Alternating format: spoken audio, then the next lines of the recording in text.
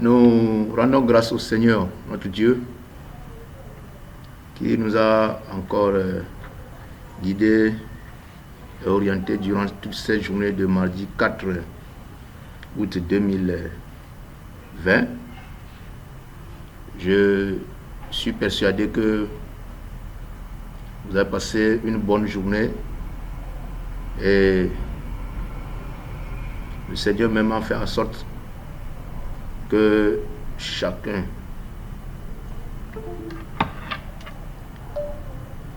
le Seigneur même a fait en sorte que chacun de nous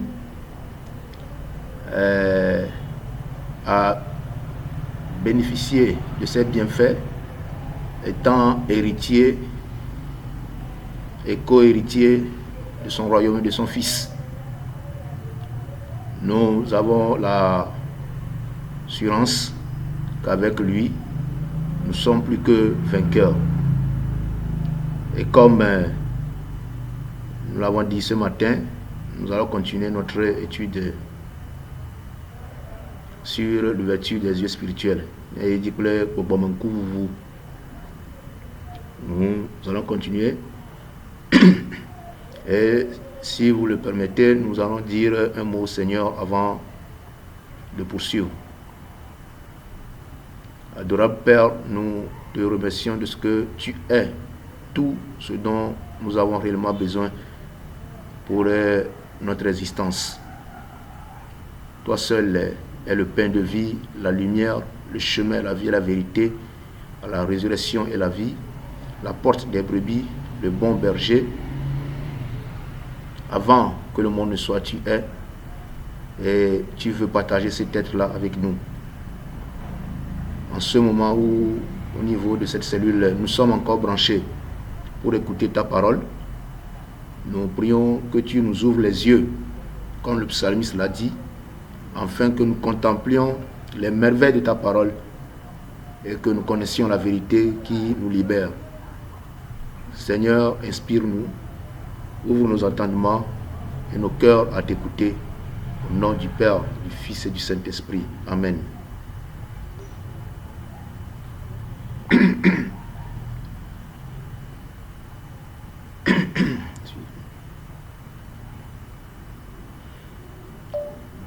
Ok, nous sommes à Yeji. Nous continuons donc. La semaine passée, nous avons entamé l'étude sur l'ouverture des yeux spirituels. Nous avons compris que dès le jardin d'Éden, il y a eu un concept d'ouverture des yeux initié par l'ennemi de Dieu, Satan, qui a séduit et trompé les premiers parents. Les gens aiment dire toujours que c'est la femme que le serpent a trompé. Je dis d'accord, mais dans le texte, il nous a dit que Adam était à côté. Donc, c'est les deux. Et en ce sens-là, il leur a dit que leurs yeux seraient ouverts s'ils mangeaient l'arbre de la connaissance du bien et du mal, et qu'ils feraient comme Dieu. Mais nous avons découvert que ce n'était pas vrai. Que ce que Satan a dit n'était pas vrai. Et que, avec l'apôtre Paul, nous avons compris qu'il faut que les yeux spirituels de nous, les chrétiens, soient ouverts pour que nous découvrions la réalité. Alors, qu'est-ce que c'est que l'ouverture des yeux du cœur? Nous avons d'abord essayé d'expliquer un peu ce que c'est que le cœur. Il y a une autre étude que nous avons intitulée Le cœur de l'homme, demeure de Dieu ou caverne des démons. Nous allons revenir là-dessus si le temps nous le permet, parce qu'après cette étude sur l'ouverture des yeux, nous allons entamer l'évangélisation, avant peut-être de revenir sur le cœur de l'homme. Donc c'est juste un petit résumé que nous donnons ici sur ce que c'est que le cœur. Nous l'avons bien précisé que c'est le moteur central du fonctionnement de l'organisme et c'est le lieu par excellence que Dieu voudrait normalement habiter dans l'homme, afin de le former pour qu'il lui ressemble. Malheureusement, ce cœur, dès l'enfance de l'homme, est rempli de mauvaises pensées et ne fait que concevoir des mauvaises idées.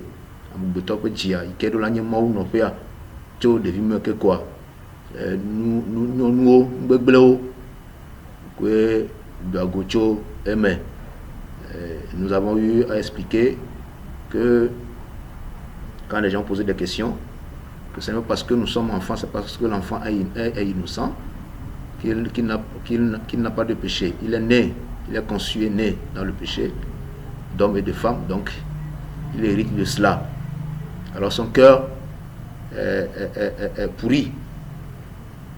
Maintenant nous allons voir ce que c'est que les yeux, ce que c'est que l'œil, puisque nous avons dit, pour comprendre l'ouverture des yeux du cœur, on comprend un peu le cœur, on comprend aussi les yeux.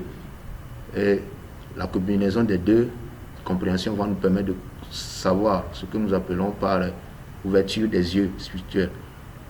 Nous caïgnons un coup, il peut dire, avaï, caïgnons un coup, nous verrons, tcha, ah ouais, ben y a nous blomi le ben, un coup vous. Alors, d'ores et déjà, dans le dictionnaire français, nous disons que nous trouvons une riche gamme de définitions. Il y a plusieurs définitions de l'œil qui nous aident à mieux cerner ce que l'apôtre Paul demandait dans sa prière. L'œil est en effet l'organe de la vue. Il fait partie du visage et est l'élément caractéristique de la physionomie. Avoir les yeux noirs, bleus, verts, rouges, jaunes détermine le type de personne, le type de race dont on est issu. Mais un coup les ibos, alors les haies, alors les tiens, alors alors nous les dia, on sait ça. Il manifeste, l'œil donc manifeste les traits caractéristiques du caractère, les émotions, les sentiments, et sert à exprimer les désirs et les pensées. Voilà. Nous il a me fait chimère. Un coup de nez de gofiana. Nous il a rappelé la mémère. A me fait un coup. Peut non nommer, peut te me de nefiana. Ainsi, faire signe à quelqu'un en clignant l'œil pour lui signifier que l'on est en accord avec lui ou que l'on désapprouve ce qu'il fait ou dit. L'œil représente également le symbole de la faculté d'observation, de la vigilance, de la clairvoyance ou de la pénétration d'esprit.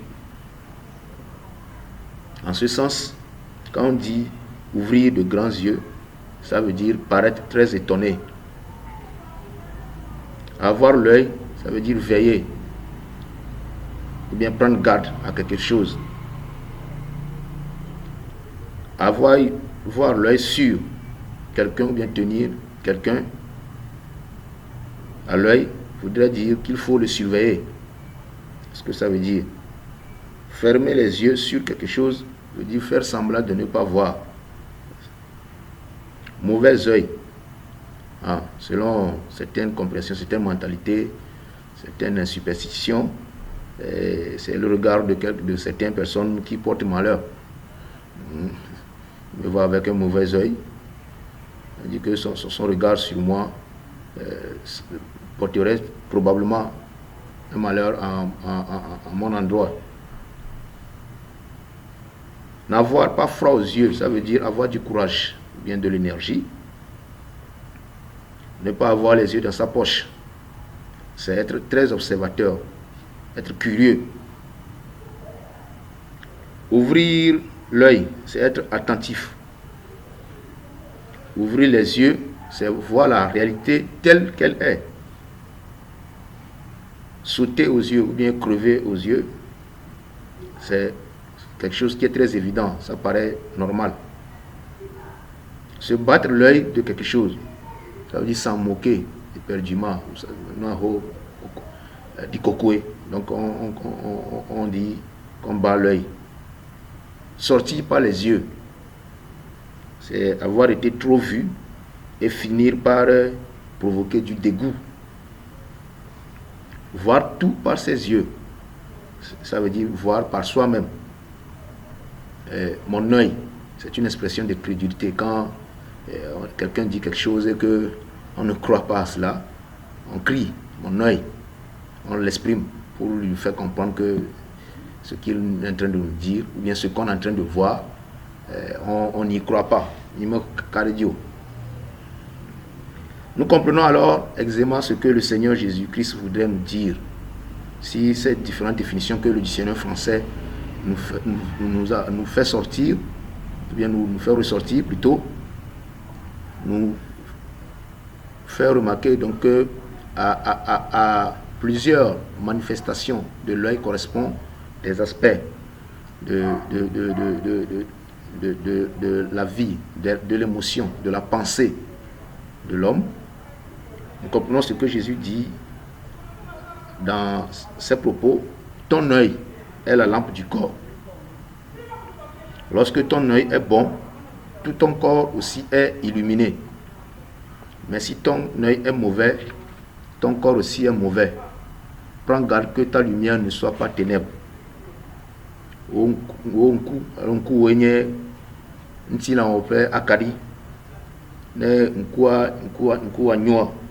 Kama nchina kata onga aklen on couvrant le tannawa kama nchina kata agblin bodo ki ojibe kekeli kele mowa na gazu vitio.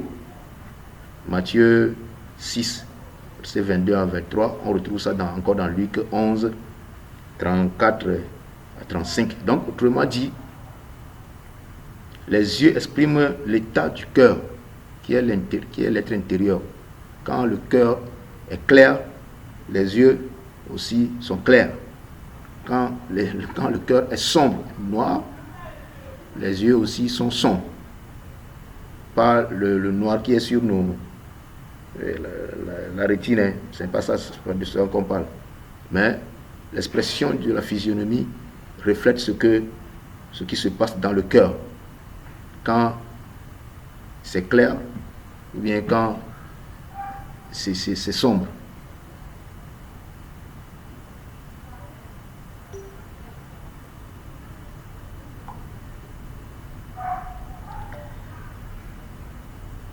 Ce faisant, les yeux seraient probablement, effectivement, la manifestation physique de ce qu'est exactement la personne dans son cœur, en la manière dont elle conçoit la vie ou perçoit les choses, surtout spirituelles. Les cas, mais le mot pondo, les cas, le nom tibundo, les petits mères. Ordinaire de gofiana, les améapé, un coup, petit djememe. Ce que la personne pense, désire ou veut en son fort intérieur, mais qui est invisible et inaccessible à l'autre, se révèle à travers ses yeux. Voilà. Ce que l'œil humain ne peut pas voir sur le prochain qui est devant moi, mais qui se manifeste en lui, ses yeux peuvent le révéler. S'il est en joie, ou bien s'il est déprimé, s'il est stressé, s'il est en deuil, les yeux l'expriment. Et quand Dieu affirme que le cœur de l'homme est pourri, bien tortueux, incurable et abominable, c'est que les yeux de l'homme, les yeux de celui-ci sont ténèbres, sont mauvais, fermés sur ce qui est la vérité et la lumière. Autrement dit, les yeux de l'homme sans Dieu sont aveugles. Je précise encore, les yeux de l'homme,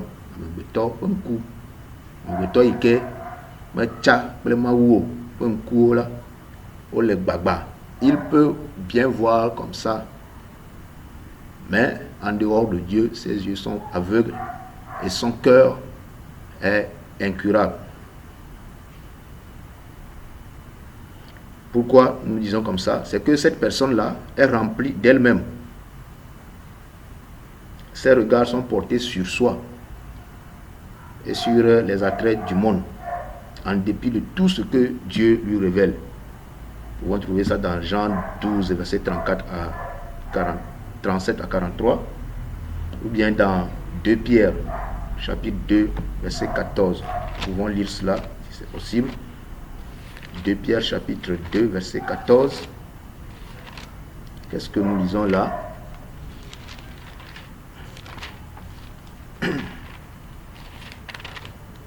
2 Pierre, chapitre 2, verset 14, nous dit... ils ont les yeux pleins d'adultère et insatiables de péché. Ils séduisent les gens mal affermis. Ils ont le cœur exercé à l'avidité. Ce sont des enfants maudits. Je vais lire ça aussi en hébreu. Je trouve dans les Velia, ta Velia, lui, Enelia. Mais yo, on me tchak le maou, car il demande le maou de moi. Oh, et mi blo pour coup bas. Maou nya le peu d'omdi. Je trouve dans les ta Velia, je trouve dans les Velia, ta Velia, lui, Enelia me bé. Un coup si haut. Yo temps pour la hasi wo et nous vont me tiam diakona wo la linao wo bla le voici wo malike wo la va au docu boy d'ici nous que clé man tola li nao et fi pour devi wo nye. Voilà, donc nous disons que c'est des gens qui sont remplis d'eux-mêmes, qui sont attirés par les attraits de ce monde. C'est des gens qui ont des yeux pour voir ou pour connaître, afin de devenir sages et intelligents, mais ils ne voient pas ou refusent de voir réellement, donc de croire à la révélation de Dieu, sinon en Dieu tout court. Il y a plusieurs textes qui nous le confirment. Ézéchiel 12, verset 1, Ésaïe 6, 9 à 10, Jérémie 5, 21, comme vous aurez les documents après, le voir. Même il y en a sur la plateforme elle-même, vous pouvez chercher ça pour voir. Nous allons lire un des textes. Il y a Matthieu 13, verset 13 à 15, Marc 8, verset 14 à 29. Nous pouvons lire ça aussi.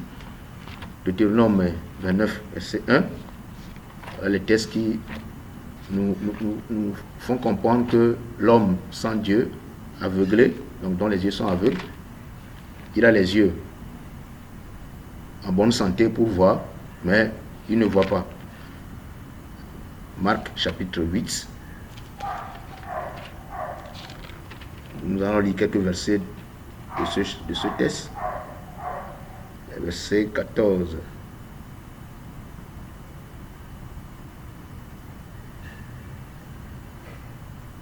Je lis plus précisément à partir du verset 17. On dit, il s'en rendit compte et leur dit, pourquoi raisonnez-vous en vous disant que vous n'avez pas de pain?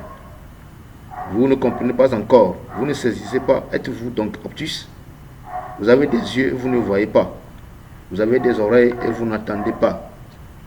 Ne vous rappelez-vous pas lorsque j'ai rompu les 5 pains pour les 5000, combien de paniers pleins de morceaux vous avez emportés? 12, répondit-il. Et quand j'ai rompu les 7 pour les 4000, combien de corbeilles pleines de morceaux avez-vous emportés? 7, répondit-il. Et leur disait, vous ne comprenez pas encore? Vous pouvez continuer pour voir. Donc, les disciples, bien qu'ayant été témoins du miracle de la multiplication des pains, au moins 2 fois avec le Seigneur, à un moment donné, ils sont là à faire comme si ils ne savent pas avec qui ils sont.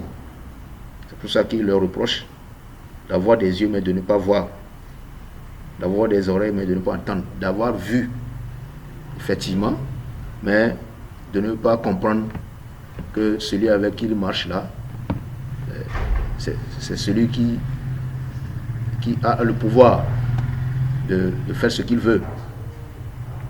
Donc à la lecture de ces différents textes et de ce que nous venons de dire, on a comme l'impression que c'est Dieu lui-même qui a rendu les yeux du cœur de l'homme aveugle et prend plaisir à le maintenir. Surtout quand vous lisez Matthieu 13, verset 13 à 15, vous verrez ça. Cependant, une analyse approfondie et l'expérience montrent que ce sont les convoitises et les ambitions démesurées de l'homme aiguisées par Satan qui l'ont rendu aveugle. Jacques 1, verset 13 à 15 nous dit que Dieu ne tente personne. Si quelqu'un est tenté, qu'il sache que c'est ses propres convoitises qui l'ont entraîné dans la tentation et de la tentation au péché, du péché à la mort. Donc, Satan se base sur nos convoitises, comme cela s'est passé dans le jardin d'Éden, où on dit que la femme, ayant vu le fruit, s'est dit que c'est beau à voir, c'est bon à manger, ça permet d'être clairvoyant. Quand nous allons faire l'étude sur l'ennemi du chrétien, nous allons développer cela aussi pour que vous compreniez ce qui s'est passé dans le jardin ce jour-là, pour que la femme succombe facilement à cette tentation et son mari la suive comme cela. Donc, c'est nos propres convoitises qui nous poussent ou bien qui amènent Satan à nous aveugler. Ainsi, Satan, le Dieu de ce siècle, a fermé hermétiquement les yeux du cœur des hommes pour qu'ils ne contemplent pas la gloire immense de Dieu, afin de croire en lui et lui donner toute adoration. Satan a eu bankuna miegwevio bemima akremo punti kokwe le peut gagner nti nemiacho ubu ke genel. Nous trouvons ça dans 2 Corinthiens chapitre 4 versets 3 et 4. Ça aussi, permettez-moi de le lire. 2 Corinthiens chapitre 4. L'apôtre Paul dit: si cependant notre bonne nouvelle est encore voilée, elle est voilée pour ceux qui vont à leur perte, pour les gens sans foi dont l'intelligence a été aveuglée par le Dieu de ce monde, de sorte qu'ils ne voient pas resplendir la bonne nouvelle de la gloire du Christ, qui est l'image de Dieu. Donc, mais comprenez en même temps, si dans le temple nous venons tout le temps, on parle, on prêche, on fait des enseignements, on fait des campagnes d'évangélisation, nous y participons, mais nous restons tels quels. Il n'y a aucun changement en nous. Il faut se poser des questions. Est-ce que nos yeux sont vraiment ouverts, nos oreilles sont vraiment ouvertes? Et si ce n'est pas Satan qui nous a aveuglés pour que nous ne voyions pas. En conséquence, l'homme a nécessairement besoin que ses yeux soient ouverts avant de prendre conscience de la réalité et de connaître vraiment la vérité qui le libère. Mais comment cette ouverture se passe et qui le fait?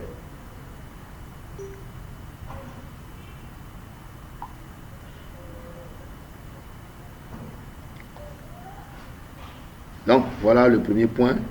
Qu'est-ce que nous appelons par ouverture des yeux du cœur? Et nous entamons comment ces yeux du cœur s'ouvrent-ils. Ça, c'est le deuxième point. Et il y a plusieurs textes. Éphésiens 1, chapitre 18, verset 18a, comme nous l'avons déjà dit, l'apôtre Paul a prié pour que les yeux des cœurs des Éphésiens soient ouverts. Il y a Job 42, verset 5 à 6 que nous allons lire. Psaume 13, verset 4. Psaume 19, verset 9, 119, verset 18, avec lequel plutôt j'ai prié tout à l'heure en disant que Dieu nous ouvre les yeux pour découvrir les merveilles de sa parole. 2 Corinthiens, chapitre 4, verset 5 à 6, nous reviendrons là-dessus. Hébreux 6, verset 4. 1 Pierre 2, 9. Apocalypse 3, 17, ça aussi nous allons le lire. Luc 4, 18 à 21 et Luc 24, 30 à 32. Nous pouvons lire ça aussi. Je lis d'abord Job 42, versets 5 et 6.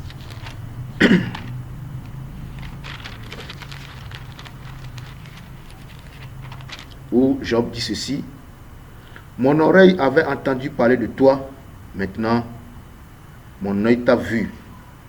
C'est pourquoi je renonce, je me répands sur la poussière et la cendre. Voilà. l'homme qui s'est rebellé contre Dieu parce qu'il était en train de souffrir. Il a même voulu que ce aurait été bon que sa mère ne la couche pas. Quand Dieu s'est manifesté, s'est révélé à lui, il s'est rendu compte que il avait les yeux ouverts mais ne regardait pas, mais ne voyait pas bien. Et il a dit, mon oreille avait entendu parler de toi. C'est un homme de foi, ça, hein? Quelqu'un de qui Dieu a dit, il est un intègre, il est sans faute. Dieu même l'avait apprécié par 2 fois. Il dit ici, mon oreille avait entendu parler de toi, maintenant mon œil t'a vu. C'est pourquoi je renonce à tout ce que j'ai dit, je me repens. L'ouverture des yeux l'amène à la repentance. Il découvre la réalité et se rend compte que il était en erreur. C'est la même chose qui s'était passée chez l'apôtre Paul, qui croyait adorer Dieu en tuant les chrétiens, mais quand le Seigneur même s'est manifesté à lui, s'est rendu compte que il ne voyait pas bien. Nous pouvons lire aussi Luc 24, versets 30 à 32.